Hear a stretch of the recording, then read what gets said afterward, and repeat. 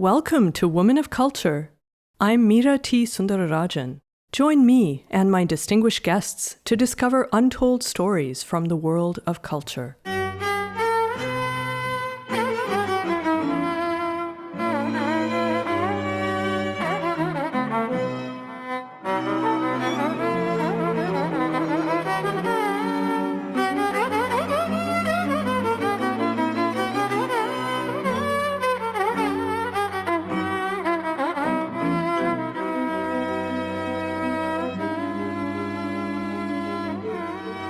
It seems to me as well, and I think a lot of our conversation so far has touched on this, that there's something systemic at work of which AI is a symptom, and not even primarily AI as a technology, but more our reactions to AI, right? The ways in which we're trying to develop and market AI, the ways in which the public is receiving it.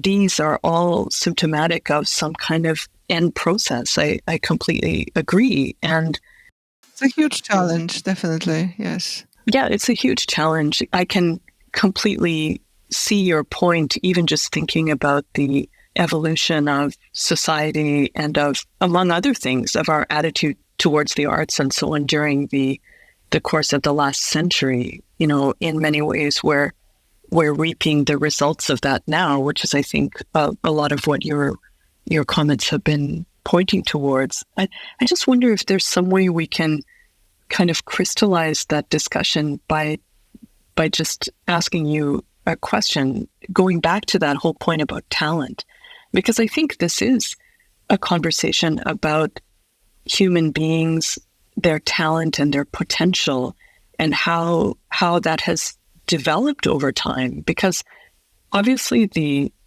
state of the world as we're looking at it today is extremely sobering, to put it mildly. And not to say that everything is bad or anything like that, but we're obviously in the midst of an existential crisis, not in any sort of philosophical sense, but just in a very practical way. Leave aside the effects of this on our psyche and so on. And so clearly something isn't working in terms of the way our social organism has developed across the globe. My own work recently has suggested to me that a lot of the problems we're facing today are the results of colonialism. And I don't say that as a political statement of any kind, actually, but again, just as a more practical observation. There is an approach to nature, to human potential, to how we value ourselves and each other as human beings, to what we value as societies. The whole might is right idea is the one underlying colonialism. Without that, there could have been no colonialism and no significant conquest. So that seems to me a road that we've been traveling on for a long time. And we don't really live in a post-colonial reality yet. We're still unwinding the consequences of all that. So I think, if I can try to focus some of these points we've been discussing, just to ask you the question. You said that you feel confident that talent will go on, that human genius will go on. And that's very comforting to hear, because I firmly believe that true talent, true genius are going to help us out of the conundrum in which we find ourselves now, including dealing with the consequences of a toxic way of life, the consequences of which are all around us in basically every sphere. But my question to you is, doesn't the social organism have some sort of obligation as well? Because creative people can go on, but as you pointed out, they are human beings. They need to eat as well. and so we have the very practical problem, again, just trying to keep things on a practical level, of how do we feed creative people? How do we make sure that there's food on the table so that they can go on another day and do their creative work? And throughout history, but especially I think in the modern era, there's been a great deal of tension between that need, to say nothing of the other needs of creative people and of creativity, and the needs of society, as it is today, a very complex, messed up social organism in a lot of ways, imbued with a lot of toxic values that have accumulated over the past few centuries. Not to say that everything was perfect before. I'm not trying to make any kind of idealized statement about anything. I'm just trying to keep it very, very practical. I think it was actually worse for many. So what do you think? Does society have an obligation? And, even some of these problems that you pointed out, the toxic behavior of a lot of people involved in the arts, which, by the way, I think is really characteristic of the Western artistic tradition. And I'm not so sure that it's characteristic of artistic traditions in other cultures, definitely when I'm thinking about India as an example. It definitely is in Eastern Europe. It's quite cruel world in the East. I would say that the art in China, Japan, Russia. I think that the art world is a cruel world by default because it's so precarious, because it's not countable, because it's so difficult to. It's so fragile as well, and people who are artists are very, very egotistic, and well, they'd almost have to be, wouldn't they? Yeah, I mean, it's almost like asking panda to be colorful, to be brown or something. It's just we are terrible. Artists are terrible, and they usually, I mean, they can be very charming and somebody said that not every artist, of course, we there are also pathological cases which we are not going to talk about, but I think I'm not so sure what society is responsible for anymore. I really don't even know if there is such a thing like memo, what we are supposed to be responsible for or take care of, other than 10 commandments. And I think if we do those, we will be okay.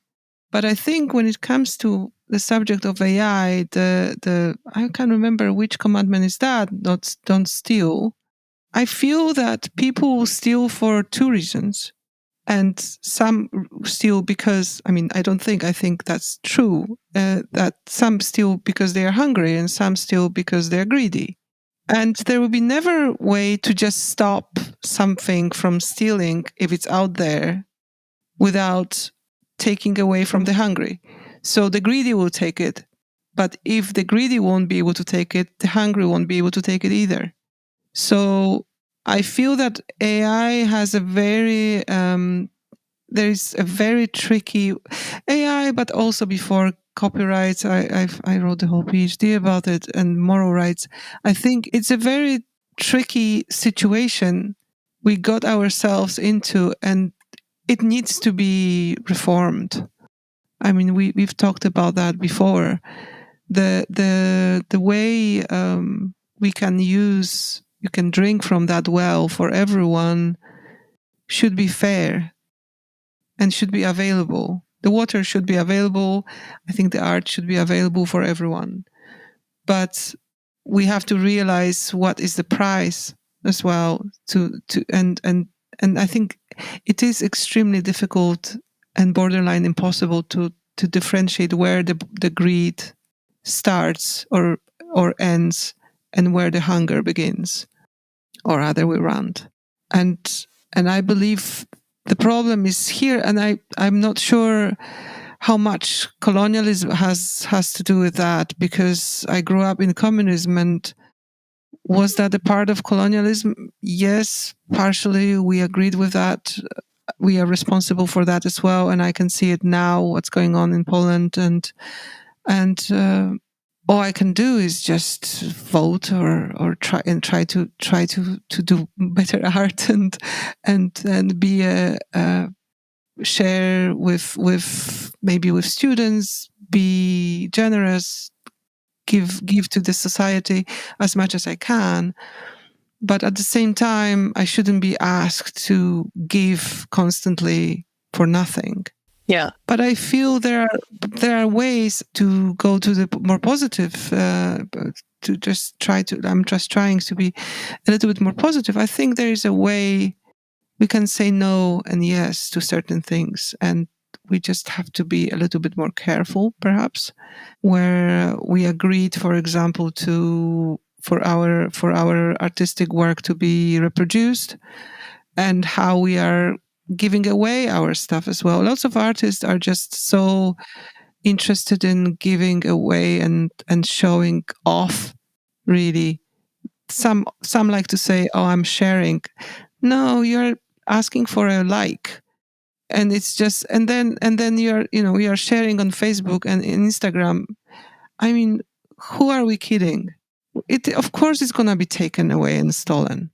I stopped putting things in the form of ideas. I never put anything online because I have in the past, and then it would turn out that my friend was doing the same thing, and so it could be complete coincidence, but it could be stealing. God knows. Am I going to hire private detectives? No, I would just be more careful. And I think there are rules for everyone. I think people just have to be more aware of what goes to out in the world. And I think we are paying a little bit for ego, for exposing, for doing a selfie constantly, but also just exposing all our creative ideas just for a pat in the back when it really doesn't pay your bills. But then the same artist will be surprised that somebody stole it. Well, it's out there. Of course they're going to steal it. The same way we don't leave our wallet on the street.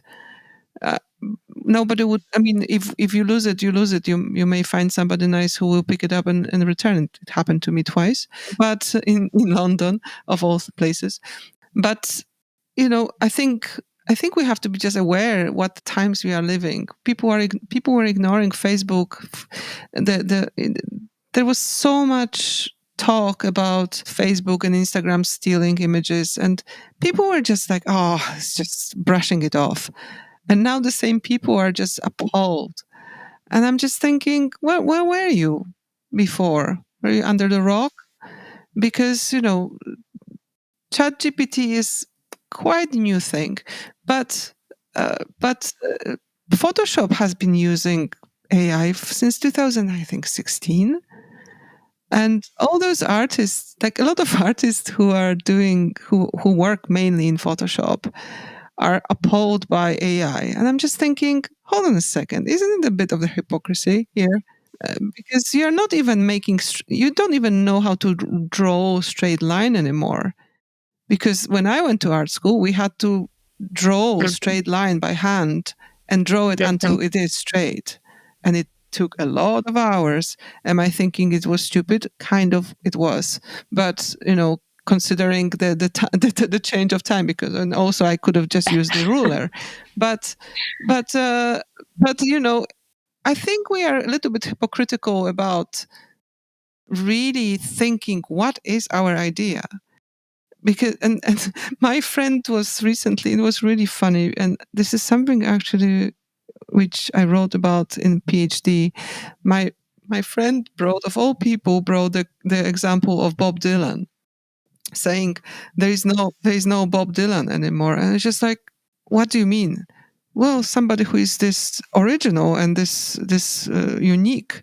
I was just like, of all people, we are talking about Bob Dylan, who even copied his Nobel Prize speech. Is that true? This man never has. Yes. I always learn from my guests. Now I'm learning something new from you. My illusions are shattered. I mean, he started to paint. This man had never, ever done anything original, but he's a genius. I think he's a genius because he uses everything. I mean, sometimes he's a genius, sometimes he's a total thief, because he decided at some point, because he's Bob Dylan, he decided to paint. And he had the exhibition. And then, of course, because of Google Eye, you can now take a photo and figure out if it is somewhere in the world. And of course, he was copying some poor man I don't know if destitute or not. I cannot really, actually, this is somebody just sent me the article about it. He was just copying some amateur art. He's copying everything. He's copying folk musician, but the way he copies is very unique. And he is a genius. He is. I'm not going to deny it.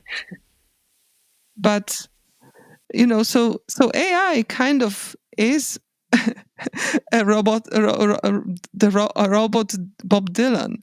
But I think, he's done it. He's copied things, and now he's found out, because we have Google, because we have all those tools. But he's been stealing all his life, and he wouldn't even think that there's going to be something like internet in the beginning of his career. But the same thing happened to folk musicians and to a lot of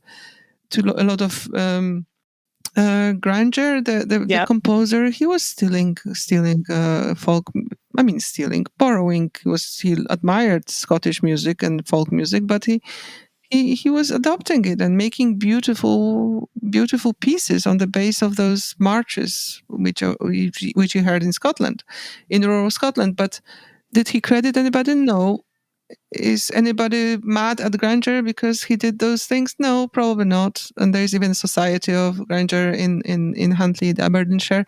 It's just, and now they can go to Australia or to whatever for free. So I don't know. It's just, I think AI is going to be just another tool at some point, and we just have to get on with it and find a way to just also realize.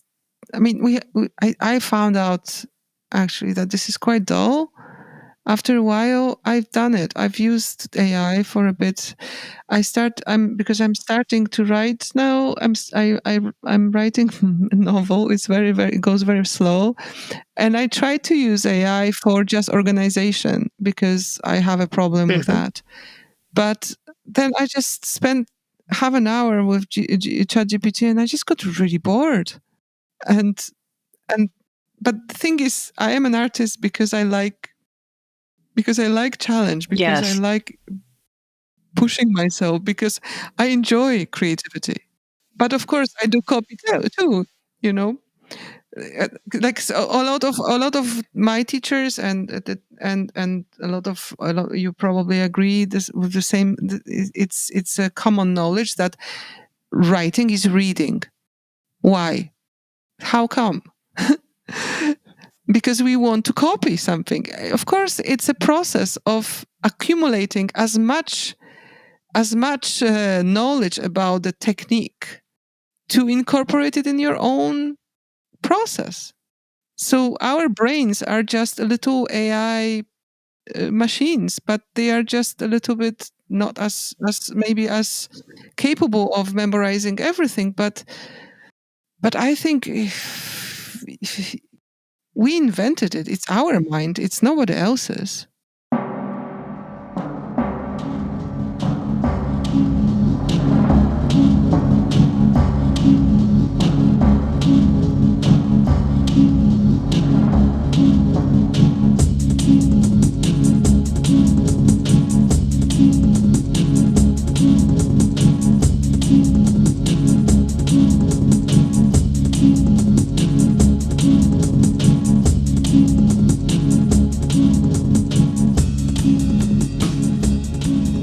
Well, I think you're saying two different things there. One of which I'm going to argue with using your own words, but I think the point I'm going to agree with is that AI is something that we've fashioned in our own image. Oh yeah, because it is our creation, and I think for me, stepping back at this as someone who recently has been involved in a lot of discussions surrounding AI policy.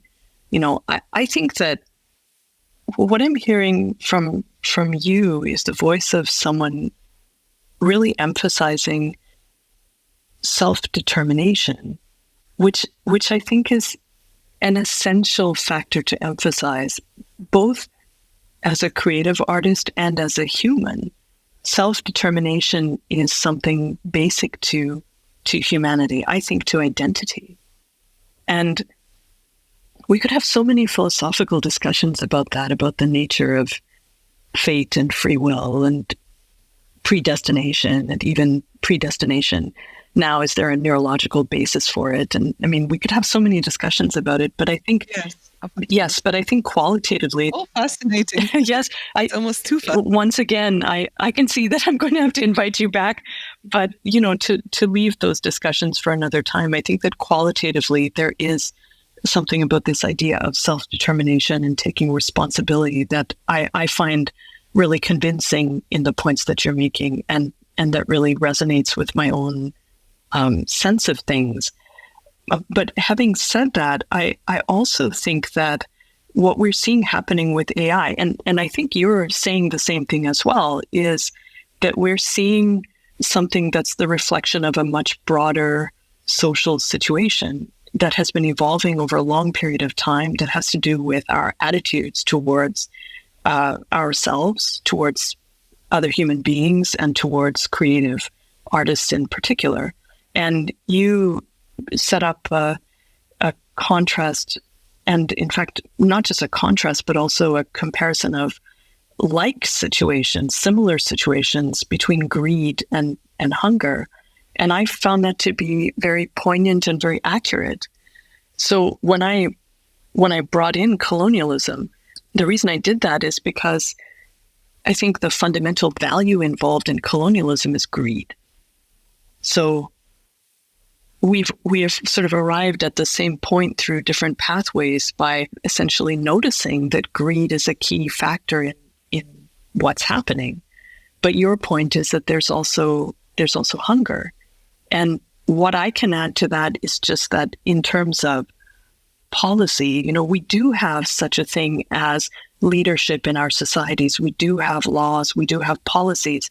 Not that, I think it would be a foolish thing to say that these things can somehow regulate creativity and that would somehow be a good thing. No, I wish to stay as far as humanly possible, or even further away from propositions like those. But I do think that we have some basic obligation to have policies in place that are not aggressive and harmful, at the very least. At least we should have policies in place that allow us to say, okay, we value what creative artists are doing. They're a pretty naughty, rascally bunch sometimes, but they're producing something that is valuable for us as human beings. Valuable not necessarily in an economic sense, but this is an essential part of who we are. We are going to acknowledge and do whatever's necessary to allow this part of ourselves to continue to flourish. And I think on that ground, we need to find a policy solution, and that is a failure at this point in time. Absolutely. I believe that. I believe in that, but good luck finding a solution. Yeah, well, absolutely, because I don't think the solution lies within copyright law, because the problem, as our discussion has really highlighted, it's something so much broader. It really engages so many, almost every element of society, the way we think, the way we interact with each other. And the solution for this is not going to lie in copyright. In fact, I think it's a bit unfair that it's being thrown to copyright or to intellectual property laws as a place where a solution is going to be found, because it isn't. At the most, we might get some ideas towards ways of thinking about this, but the solution lies in looking at our basic attitudes at a much more fundamental level and really confronting ourselves. That's where the robots have led us. I think it's striking a balance between protecting creators and allowing for creative reinterpretation is really essential. But I feel that the copyright missed digital revolution already. Are they going to catch up? When are they going to catch up? I think it's really simple like that. I mean, there's a lot of really great lawyers who talk about that, and like yourself, but even copyright lawyers who are more open into just reforms. But I think without engaging the cultural world, the art world, the literature world, without philosophers as well really talking about this, and maybe there is a need for just creating some publication where those points are tackled without over emotional reaction, so we can really look at things with cool heads and find a solution. Because demonstrating is great, and I've done it in the past, but there is always a way of loophole in any agreement. And we make 3 steps forward, and then we make 2.5 steps back. And I feel there is a need for reform, really. And you seem to be pointing the way towards a solution. You do it in a very humble way, but I think what you're saying is quite powerful, which simply is that the discussions that we're having about the technology and about everything that's happening need to be more inclusive in a true sense of that word, that people who think about these things, who engage with life from different perspectives, need to be talking to each other about what's happening, which is a very humble suggestion again, but I think quite powerful, because that is something that's largely missing. I feel that hardly anybody talks about how AI helps people, and how digital technology has really helped poor people to make art. Poor people who have been disenfranchised by the art world. And I mean, I understand the word you used, the word colonialism, but I feel that it's more also a fight between rich and poor in every setting. Absolutely. It's in Africa or Asia or Poland or England or Paris or France. It's just, I feel that art is such a place, such a hostile place for poor artists.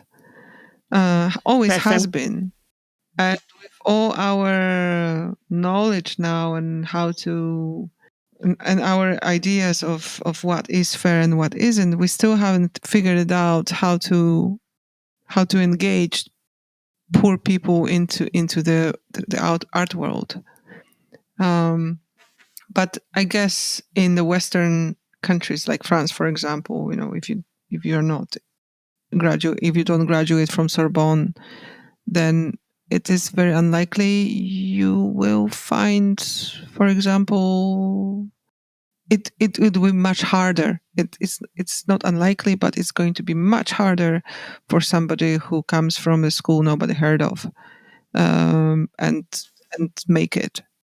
Which is just so ironic, because when you think of art, again, that's the realm in which you would think of talent, creativity, and genius as being the most important factors. Not having a diploma from the right place, or being, having a certain brand name that you're associated with. So I think that's very ironic. But I use the word colonialism not so much in the specific sense of the historical process of European countries going to other places and dominating those countries and so on, but I was thinking more in terms of the value system involved in colonialism, and just the emphasis on might is right, and on greed, and on extraction of economic profit, and a relationship with nature that is not that is an exploitative relationship. And to me, a lot of what you have been discussing and what you're talking about now has to do with an exploitative relationship towards people, and in this case, towards the poor. So there's so much more that we could continue to talk about, and I think the solution may be to have a part 2 with you invited to the podcast. But may I suggest that we conclude our discussion then with a question that I think you've raised, which is, can we think about AI from a different angle? Can we think about what contributions this technology can make to the situation of people who are disadvantaged, disenfranchised, the poor? To ask the question in broader terms, what can AI do to contribute to the betterment of humanity? And as you point out, that's a key question that isn't being asked enough. Yeah, definitely. It definitely has a potential to democratize access to arts. You took the word right out of my mouth, actually. Yeah. and by that's just by facilitating broader participation and consumption. Perhaps, I don't know. It can open doors for diverse voices and diverse styles. And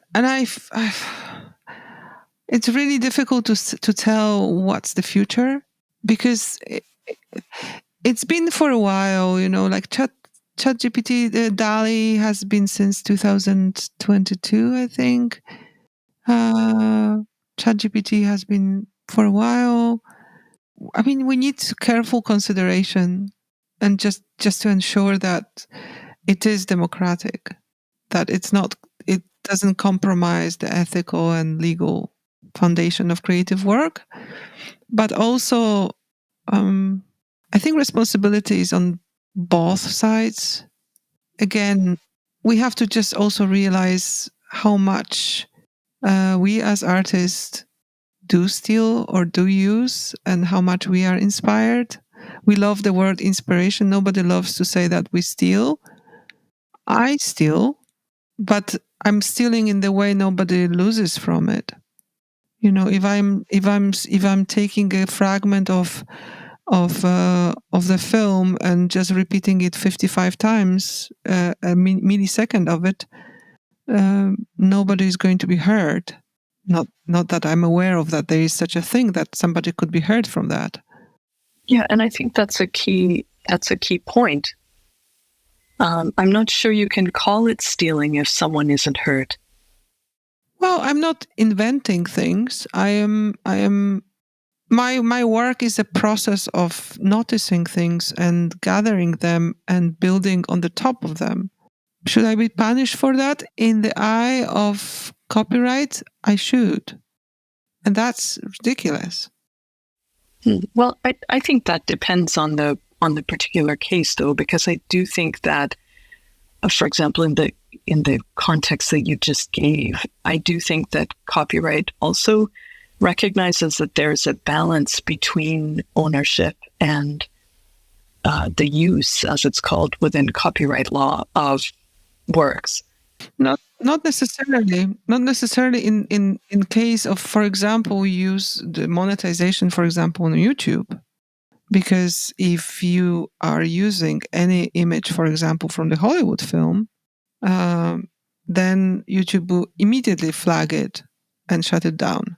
So any kind of appropriative work which uses any kind of cultural known things, which has any kind of status celebrity where people can relate to, can be easily flagged and taken down by the hawks of copyright. Well, if only that were the case, Ella, because I think what's happening on YouTube is being determined by computers. It's an algorithm. And I can tell you a story about YouTube, which may actually be a great way to conclude our interview. So I made a recording of my own piano performance, performing works by a composer who has been dead for a very long time, Alexander Scriabin. And I posted this video on YouTube, and I received a copyright notice. And my work was said to be infringing copyright of my own original performance of work by a musical composer who has been gone for an incredibly long time, whose work is definitely not within the term of copyright protection anymore. So I have zero faith in YouTube, but to me, the only thing that this experience illustrates is that we shouldn't be relying upon machines to make these kinds of determinations. And we're really living in Kafka's Metamorphosis society when these things are happening. That's for sure. But I think there's always something, isn't it? What I'm just more worried what's going to happen in 10 years. What else is going to pop in? Because I remember in the 80s, I didn't think internet would be a thing. You and lots of people. We didn't even know. We didn't even know that there is going to be a cell phone. We didn't know that we are going to carry a little computer in our pockets. And in 10 years it's going to be something else, or 20 years the world is going to look completely different than it is now. And I feel that. But again, that's great that you brought Kafka, because